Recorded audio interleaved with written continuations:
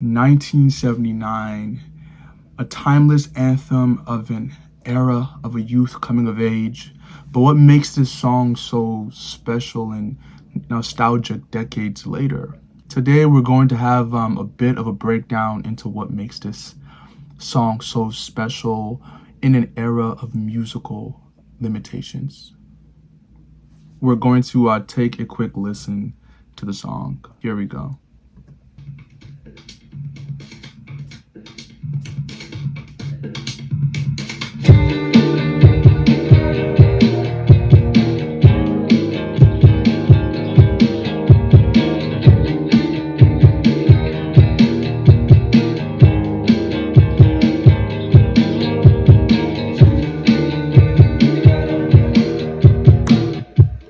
Let's just start off with the drums and just the different elements, right? We have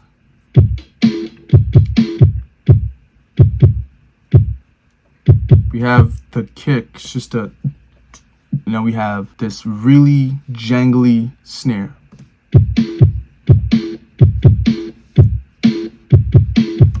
Then we have the hi-hats. We have sort of a cowbell vibe going, this sort of artificial vibe.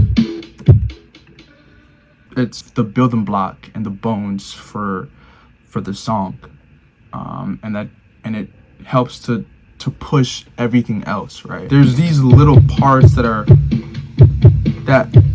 I couldn't recreate by myself for the most part, so I just had to sort of like sample from the original, and even the intro, good luck trying to recreate that. It was, oh my god, it was hell. This was my recreation of the intro.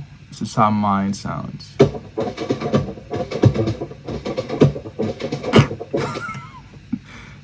Trash. Anywho's, that's sort of one aspect, obviously the drums, and then we have the infectious guitars for this song, and they're both double panned, left and right.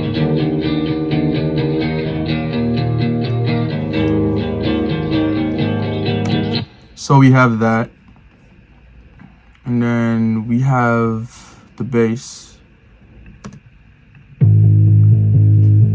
It's very treble bass, or like very attacky. The attack is crazy. So I did that, and then obviously everyone thinks that Billy is saying yeah, but he's actually saying two. Just hear it out.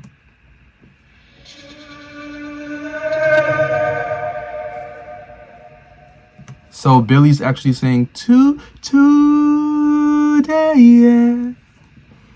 And then that's what sort of gives it that nostalgic element to it, because it's a call and response, right? This melody sort of drones out throughout the verses. So I sort of recreated everything from scratch. By the way, this is not like a faithful recreation, because obviously this is, I'm just literally in my apartment or house, so did the best I could. And then we sort of reached the chorus. This is what we got for the chorus. We have that sort of like nostalgic strings, and what I didn't hear before actually in the chorus was acoustic guitars were sort of like in the background just a little bit. So I recorded an acoustic guitar. Oh, it's so fucking beautiful, man.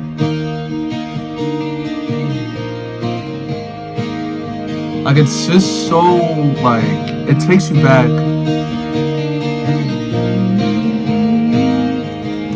Yeah, so like you don't really hear this in the full context, but this is how it kind of sounds.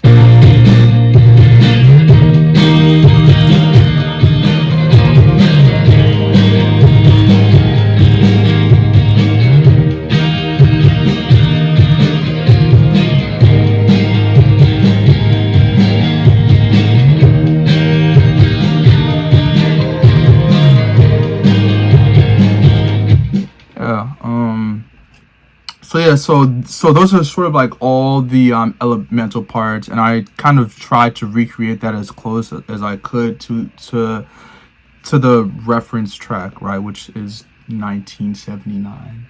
Drums were sampled, and what I did to sort of give them a bit more like oomph, so I added a transient designer on there in overdrive. So this is without everything. Like, it still sounds cool, still sounds good, but see, there's a bit more beef than a compressor, and then a little bit of overdrive, and I sort of EQ'd it down a little bit with the overdrive. But you could just manually just do that on your EQ if you're not working with Logic, like I am. So yeah, then we have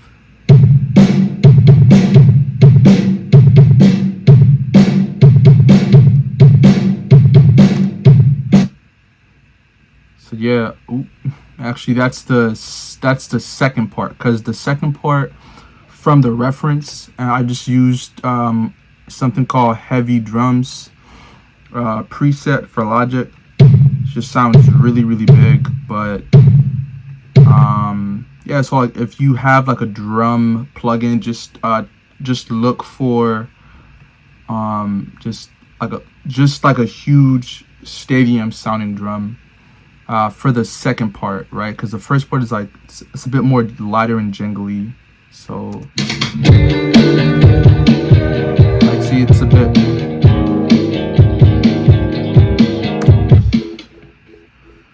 So with all the different elements to it,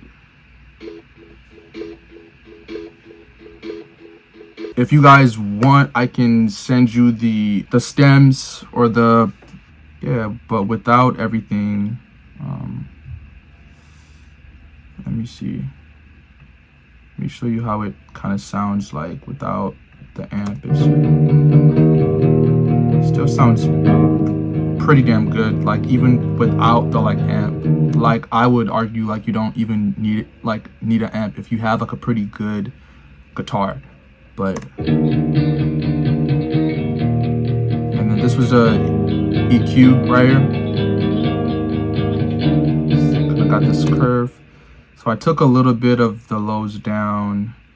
I didn't want like any high, like super high end. I just put that range right there just to give it more, just to like help it to stand more in the mix. So the 300 to 500 range, I put that up just to help it. Then obviously the part that you've been waiting for is the today. Yeah, how did I recreate that part? So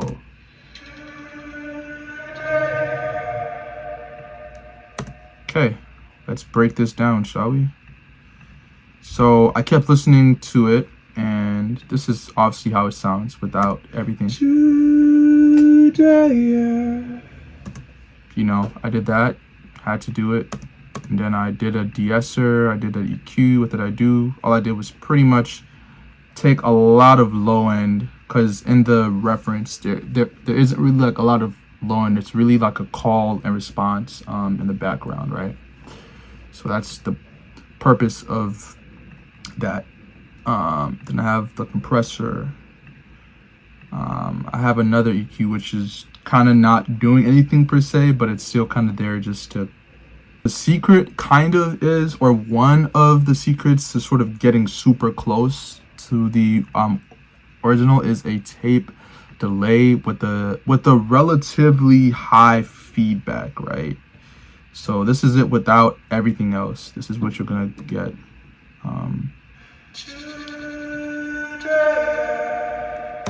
See, so it has that sort of springy vibe to it. And then to get even more closer, we have the tremolo, just to create that sort of like wavy shutter effect to it. Like, you know, we have another RC20. So I found that the original mix was very saturated or distorted, right? So that's what I did for that. So yeah, just put that, and I did space reverb just to push it out more and give it that bit of nostalgic vibe. And I did a little bit of flanger too, just to have that sort of, I guess, like more of a phasing to it, because the original did was a lot more like phasier, based off of like what I heard from the reference.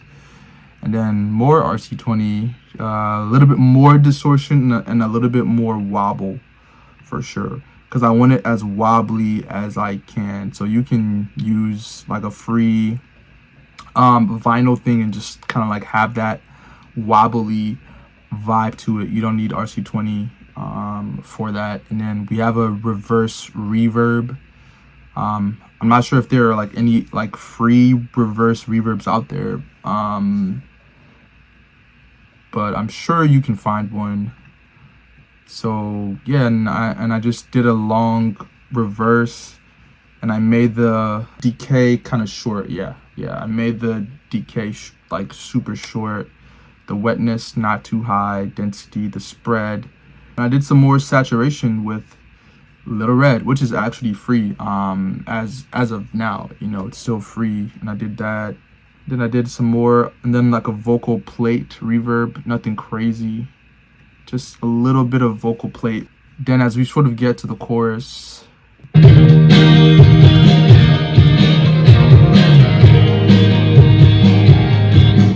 yeah, so this is how I decided to sort of recreate that nostalgic vibe.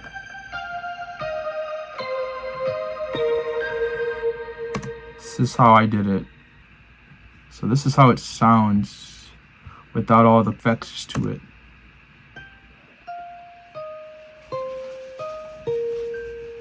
So if you have like a nylon sort of effect to it, like, you should be pretty good just like as a bass, right?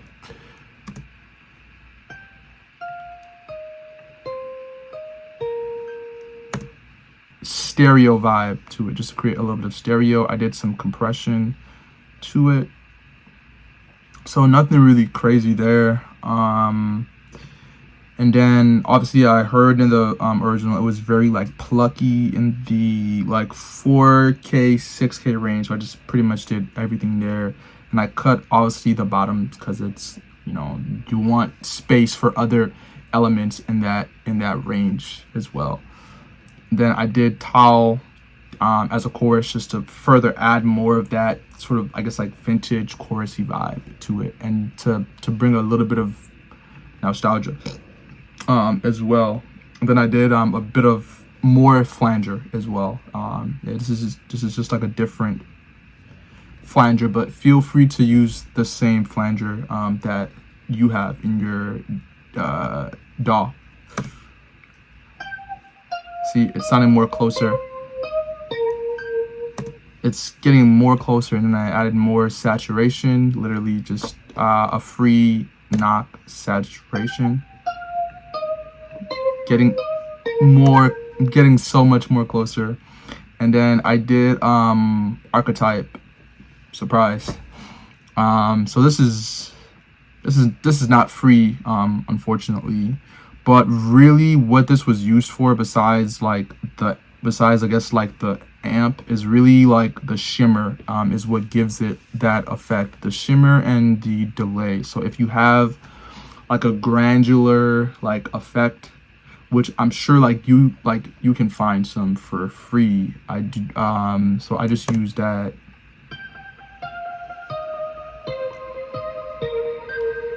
And then obviously you have your own delay.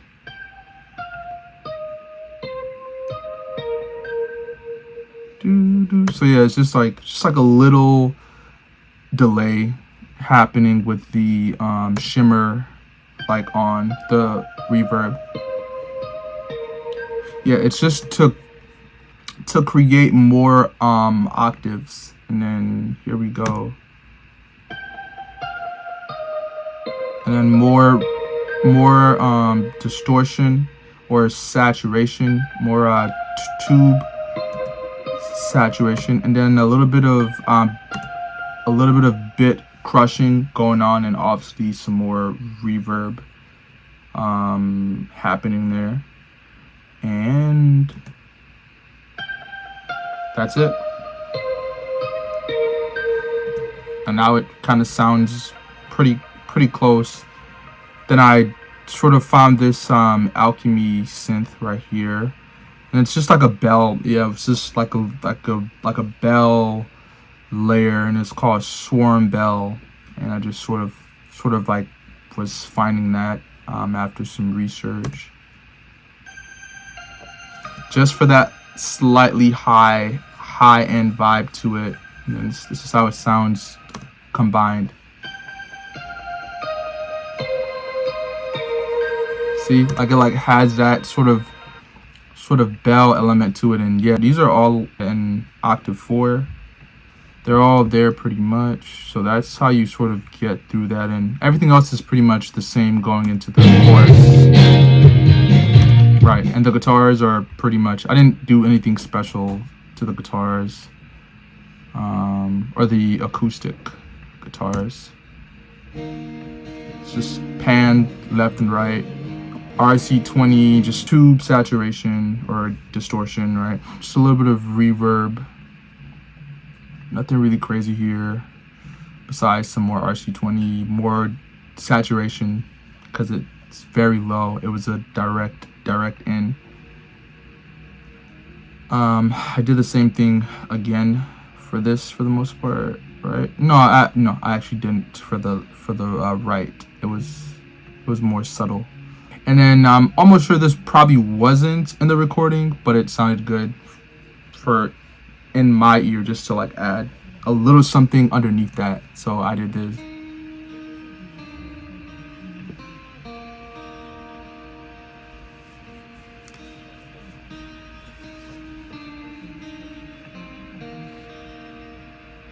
Yeah.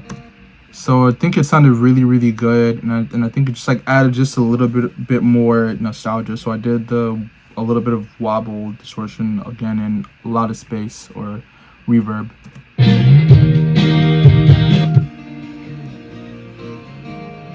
Yeah, probably was not in the original, but I'm like, screw it.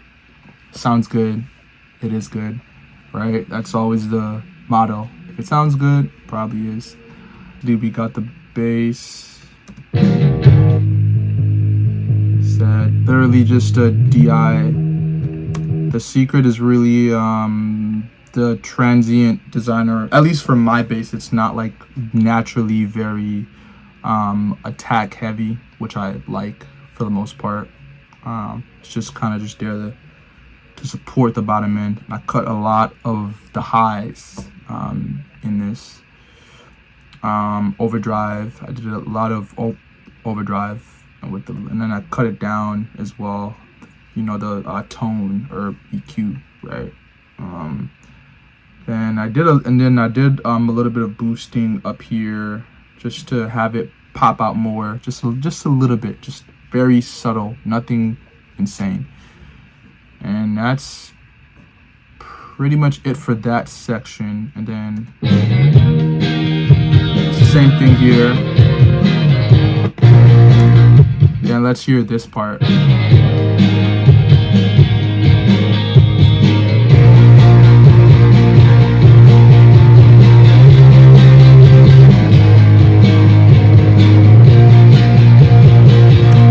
So as you can tell, it sounds like there's a lot going on, but there isn't. It's just a lot of distortion that it's actually pretty simple once I break this down for the most part. So let's break this section down, shall we? So in the guitar, I just imagined like I was playing live. or something. And the only thing I really did was I just added a phase distortion, which is really cool, and it sort of like helped that sort of the whole chorusy sort of element without it being chorusy, right? So before everything else kicks in, there we go. As you can see in the automation, everything kicks in.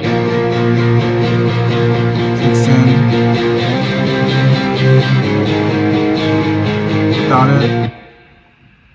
And this is, and then I added, so everything is pretty much in here. The intensity isn't really crazy. The delay is, everything is max. Nothing insane. And then I did a distortion as well, but obviously without the distortion.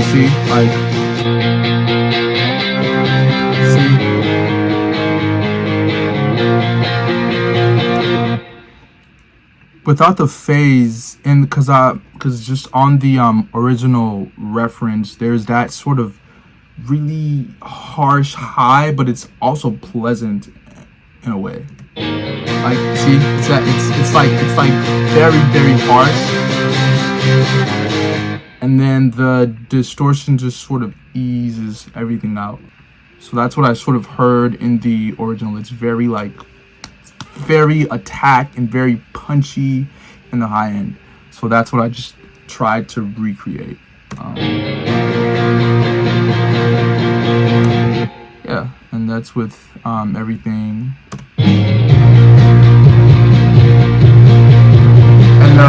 And another thing is too, what I heard in the recording was the bass got significantly distorted as well. So yeah, everything sort of like rises up with it.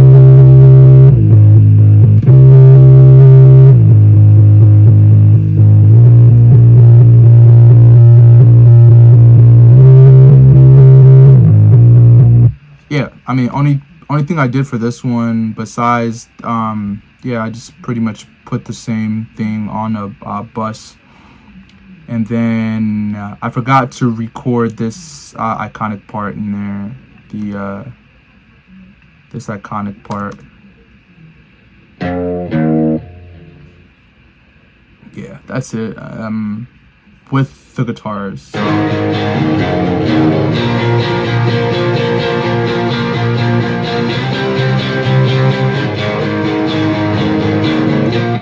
You can't really hear it in the context of everything else, but it really does help because it was in the original production, and everything else is pretty much the same.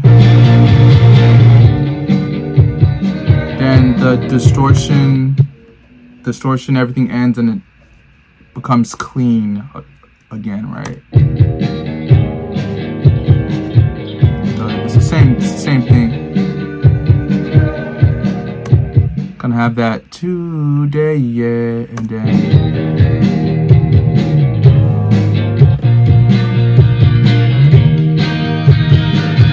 yeah, it's pretty much the same chorus, and then